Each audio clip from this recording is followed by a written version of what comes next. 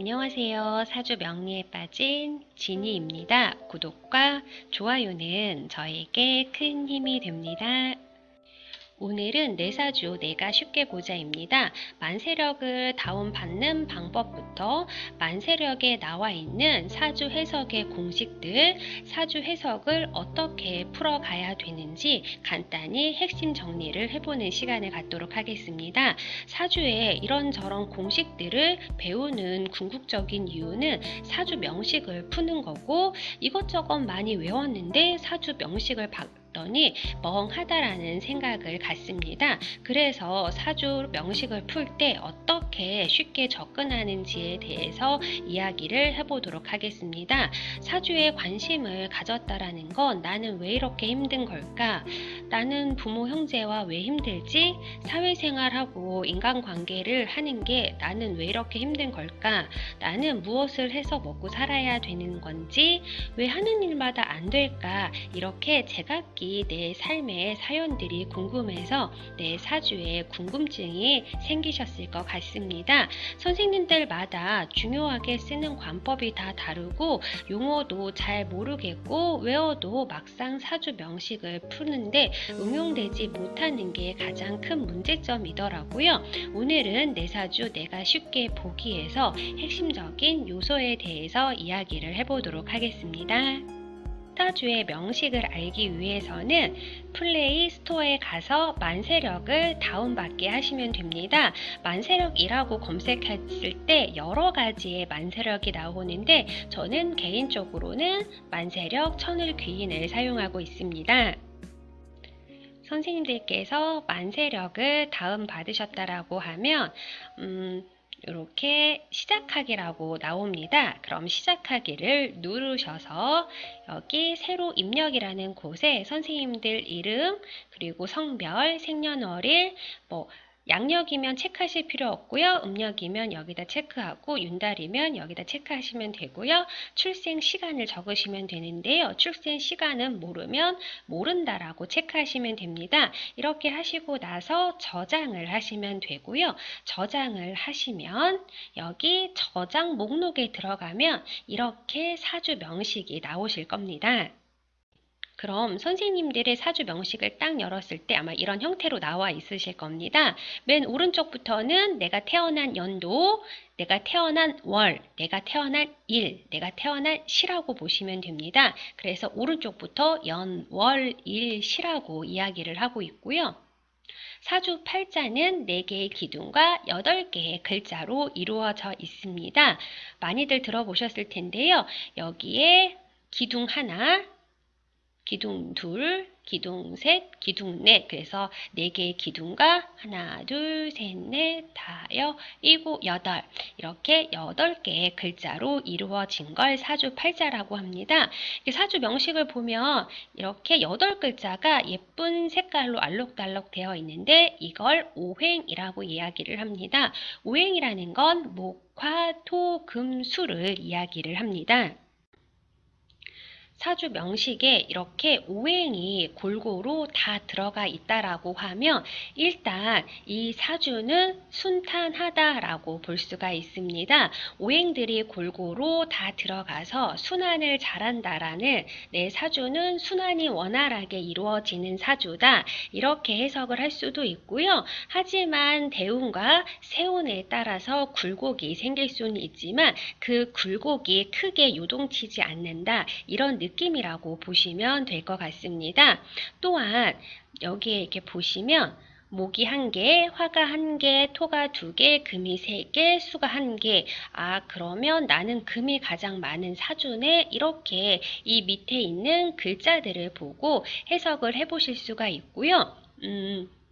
그래서 유튜브를 보시다 보면 왜 나는 목이 많은 사주다, 나는 수가 없다, 아니면 수가 너무 많다, 이럴 경우에 개운법에 대해서 알아보자 라고 수가 많은 사주는 어떤 특징이 있고 목이 없으면 사주에 어떤 특징들이 있다, 이런 영상들을 보실 때 여기에 여기에 있는 오행들을 보고 그런 영상들을 보시고 참고를 하시면 될 것 같습니다.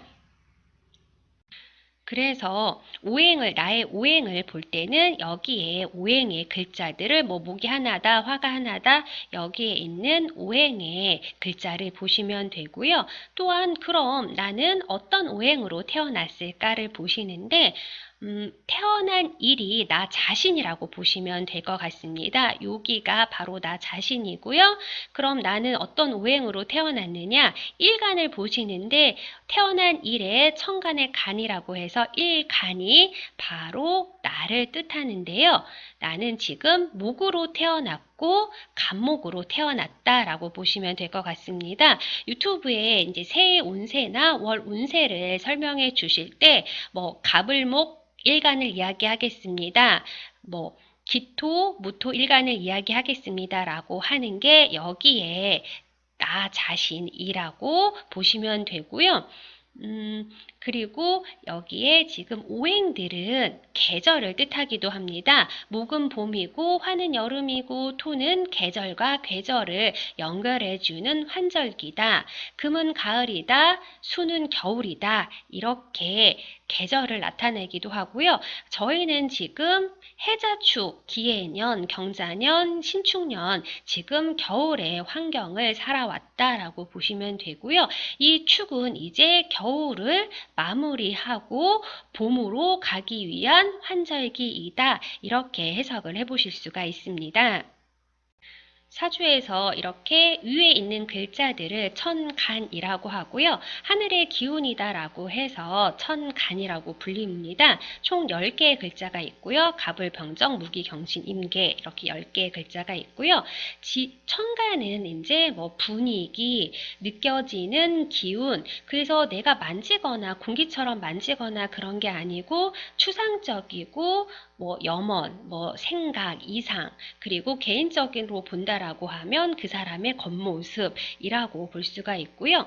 지지는 이제 땅의 기운이다라고 볼 수가 있습니다. 요 밑에 있는 글자가 지지, 위에 있는 글자가 천간이라고 보시면 될 것 같습니다. 총 12가지가 있는데요. 이 12가지의 띠를 생각하시면 될 것 같습니다. 지지가 나타내는 건 구체적이다. 추상적이 아니고 구체적이다. 현실이다. 그리고 내가 염원하는 게 아니고 내가 직접 행동한다. 그리고 결과이다. 그리고 내가 살아가는 실체다. 그리고 개인적으로 본다라고 하면 천간이 겉모습, 지지는 나의 속마음이다. 이렇게 해석을 해보시면 될 것 같습니다. 또 사주에서 이렇게 경금이라는 글자가 천간에 있는데 지지에 이 경금과 같은 금의 글자인 신금과 유금이 있다라고 하면 천간에 금의 글자가 지지에도 있다. 이걸 저희가 뭐 뿌리가 있다, 근이 있다 이렇게 볼 수가 있습니다. 그걸 또 어떻게 해석할 수 있냐면 천간은 이제 추상적이고 뭐 나의 염원이 될 수 있는데 지지에도 같은 글자가 있다라고 하면 나의 염원, 뭐 나의 추상적인 부분들이 지지에도 같은 글자를 갖고 있으니 구체화되고 현실이 된다, 뭐 결과로 이루어진다 이렇게 간단하게 해석을 해보실 수도 있고요. 또 예를 들어서 천간과 지지가 내가 일간인 본인 자신을 뜻하는데 천간이 간목이고 지지도 같은 양의 목인 임목이라고 했을 때 갑인을 같은 양의 목이다 해서 같은 글자를 갖고 있다라고 해서 간여지동이라고 합니다. 이럴 경우에 개인적인 부분으로 해석을 한다라고 하면 천간은 나의 겉모습, 지지는 뭐 나의 실체, 나의 속마음이 될 수가 있습니다. 그러면 천간과 지지가 글자가 같다라는 건 겉모습과 속마음이 같다, 겉과 속이 같은 사람이다. 이렇게 해석을 간단하게 해보실 수가 있습니다. 또한 천간은 분위기이니 겉모습이고 분위기이니까 천간이 다 길신으로 이루어져 있다라고 하면 그 사람을 봤을 때 저분은 되게 분위기가 좋다. 참 인상이 좋다 이렇게 느끼실 수가 있는데 반면 이 지지가 뭐 형이나 충이나 파나 해나 원진 기문으로 이루어져 있다라고 하며 겉모습은 참 좋아 보이지만 그 사람이 살고 있는 현실은 참 힘들겠구나 이렇게 해석을 나눠서 해보실 수도 있고요. 반대로 천간은 다 흉신으로 이루어져 있는데 지지가 합으로 이루어지고 길신으로 이렇게 잘 이루어져 있다라고 하면 그 사람 보기에는 참 힘들고 겉모습도 좀 누추해 보이는데 그 사람의 실체는 부자이고 마음이 편한 사람이다, 뭐 행복한 사람이다 이렇게 해석을 해보실 수가 있습니다. 또한 만세력에서 선생님들 사주 만세력에서 많은 정보를 얻을 수가 있는데요. 나의 공만 글자가 뭐 연지 기준 어떤 글자인지, 일 기준 어떤 글자인지, 나의 천을 귀는 어떤 글자인지, 나의 원령은 어떤 글자인지를 표시해 주니까 이걸 보고 참고를 하시면 될 것 같습니다. 그럼 이제 사주를 하나하나 디테일하게 해석을 하셔야 되는데요. 사주의 꽃이라고 하는 이 십성, 십신이라고도 하고요. 그럼 나는 어떤 십성을 갖고 있고 나는 어떤 십성이 없는지에 대해서 해석을 한다라고 보시면 될 것 같습니다. 이 십성은 각 일간 기준으로 정해진다라고 보시면 되고요. 일간 기준으로 음양 오행의 생극재화를 10개의 별로 정한 것이다. 이걸 십성이라고도 하고 십신이라고도 합니다. 사주 명식, 즉 여기는 지금 간목 일간이기 때문에 간목 일간 기준으로 각 십성들 평관, 편재, 평관, 정인, 편재, 상관 이것들을 다 십성이라고 이야기를 합니다. 사주 명식을 보고 나는 편재, 평관, 정인, 상관이 있구나 이렇게 보시면 되고요. 이 십성들의 특징을 공부를 하시면 내가 내 사주를 더 디테일하게 나의 모습을 들여다볼 수 있다라고 보시면 될 것 같습니다.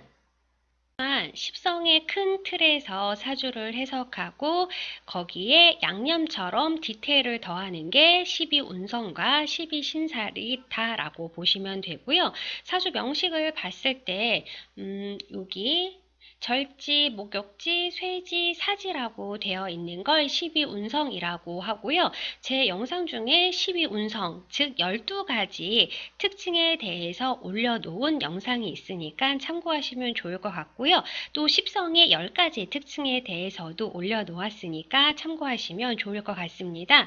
이 첫 번째 줄은 일간, 즉 나 기준으로 정해진 12운성이고요. 두 번째 적혀져 있는 이 12운성들은 간지별 12운성이라고 보시면 될 것 같습니다. 그럼 나는 갑진일주다라고 하면 갑진일주는 쇠지를 깔고 있습니다. 그러면 나라는 사람은 쇠지의 12운성의 특징을 갖고 있다라고 보시면 되고요.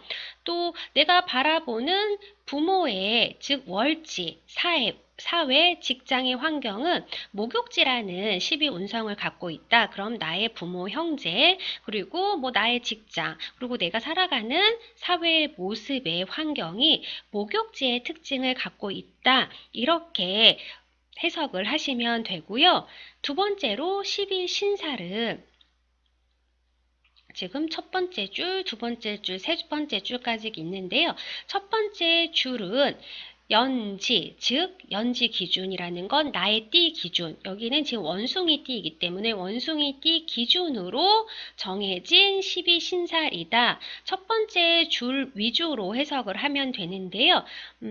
연지는 내가 조상으로부터 부여받은 바코드이기 때문에 연지 기준으로 12신살을 본다라는 게 기준이고요. 이 두 번째 줄은 나 기준으로 바라본 신살, 나라는 기준으로 바라본 신살의 개념이라고 보시면 됩니다. 여기는 지금 진토를 깔고 있기 때문에 진토 기준으로 붙여진 12신살이다라고 보시면 되고요. 첫째 줄하고 두 번째 줄만 보시면 된다라고 보시면 되고요. 이 밑에 홍염살, 현침살, 태극귀인, 금여, 현침살, 백호살은 영상들에 잘 올라와 있으니까 참고하시면 될 것 같습니다. 그럼 사주 명식을 딱 보고 해석하는 기본은 궁성과 금묘화실이라고 볼 수가 있습니다. 이 하나의 기둥들을 저희가 기둥 주자를 써서 연주, 월주, 일주, 시주라고 이야기를 하고 있고요. 궁성이라는 건 자리, 위치를 이야기합니다. 연주, 월주, 일주, 시주 이 각각의 자리를 궁성이라고 합니다.